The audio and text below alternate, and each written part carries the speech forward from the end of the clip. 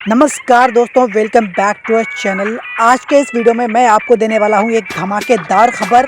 लेकिन उस खबर से पहले अगर आप इस चैनल पर नए आए हैं तो कृपया इस वीडियो को लाइक करें और इस चैनल को सब्सक्राइब करें। और अगर आप चाहते हैं कि हम आपके किसी पसंदीदा टॉपिक पर कोई वीडियो बनाएं तो कृपया हमें कमेंट में ज़रूर बताएँ। तो चलिए शुरू करते हैं आज का ये वीडियो। जी हाँ, महाराष्ट्र की पॉलिटिक्स में जो उथल पुथल मची हुई है, ये वीडियो उसी के बारे में है। जैसे एकनाथ शिंदे ने शिवसेना के साथ बगावत करके बीजेपी के साथ सरकार बनाई थी, उसी को देखकर अजीत पवार ने भी बीजेपी के साथ सरकार बनाई और दावा ठोक दिया है कि असली एनसीपी वो लोग हैं। वैसे मैं अगर आपको बताऊं तो ये सब कुछ हुआ है शरद पवार की वजह से, क्योंकि अजीत पवार को लगा कि एनसीपी का अध्यक्ष उनको बनाया जाएगा, लेकिन शरद पवार ने वो जिम्मेदारी दे दी अपनी बेटी सुप्रिया सुले को। तो उसी को देखकर अजीत पवार और अन्य एनसीपी लीडर बागी बन गए और महाराष्ट्र में एक सीएम और 2 डिप्टी सीएम हो गए।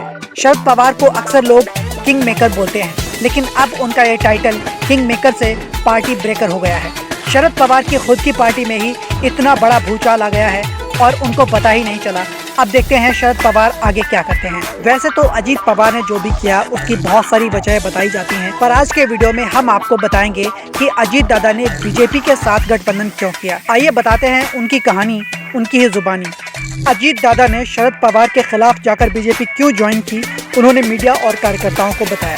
उन्होंने कहा, नमस्कार सभी लोगों को मेरा प्रणाम। आज मैं आप सबके सामने खड़े होकर ये बताना चाहता हूँ कि मैंने बीजेपी के साथ गठबंधन क्यों किया और इस फैसले के पीछे के कारण क्या है। आप सबसे गुजारिश है कि मेरे शब्दों को ध्यान से सुनिए। जब मैंने ये फैसला लिया था तब मेरे समझने की कोशिश थी कि मैं ये सही कर रहा हूँ क्या और इस देश के लिए सही क्या होगा।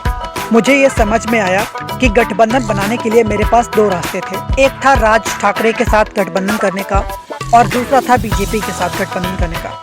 ये फैसला लेने के लिए मैंने बहुत सोच विचार किया, संबंधित लोगों से बात की और देश के हित के लिए सबसे अच्छा फैसला क्या होगा उसको समझा।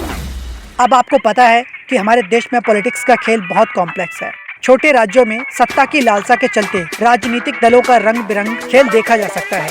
मैं समझता हूं कि ये गठबंधन ने मुझे देश के हित में सही दिशा दिखाई।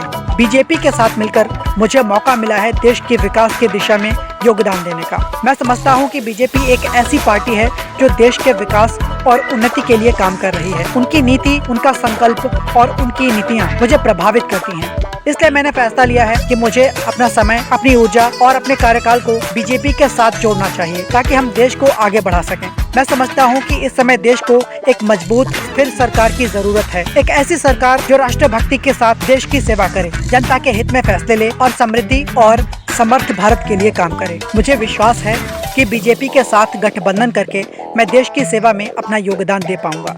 मैं समझता हूं कि गठबंधन बनाने के बाद मुझे कुछ लोगों से अलग दिखने का इल्जाम लगा है, लेकिन मैं आप सबसे कहना चाहता हूं, मेरे इस फैसले की मुख्य वजह देश का हित और देश का विकास रहा है। इसका किसी व्यक्ति या राजनेता से जुड़े किसी व्यक्तिगत हित से कोई ताल्लुक नहीं है। आज मैं ये समझाना चाहता हूँ कि हम साथ मिलकर देश को आगे बढ़ाएंगे, समस्याओं का समाधान करेंगे और सभी नागरिकों की समृद्धि का मार्ग प्रशस्त करेंगे। हमारे गठबंधन का यही एक मुख्य उद्देश्य है।